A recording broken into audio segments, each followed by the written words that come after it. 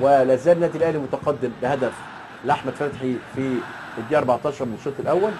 وادي السيد معوض يغمزها حلو قوي، ياخدها ويغمزها تاني. لو شاط يا ولد يا ولد يا ولد يا ولد، اخيرا فرجت، اخيرا فرجت كفاره. هاتوا خد حلو قوي مع احمد حسن عشان ينفجر. بصوا بيرحموا بيهزروا معاه، ايه ده يا واد ده؟ ايه اللي انت عملته ده؟ في حاجات كده يعني ساعات بتيجي من لعيب غير متوقعه.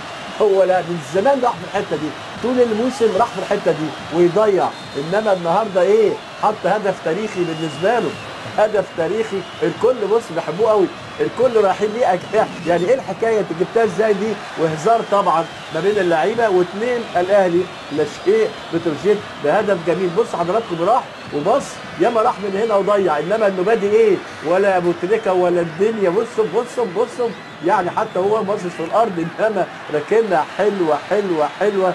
واثنين الاهلي لا شيء بتروجيت يعني بعد 6 دقائق تقريبا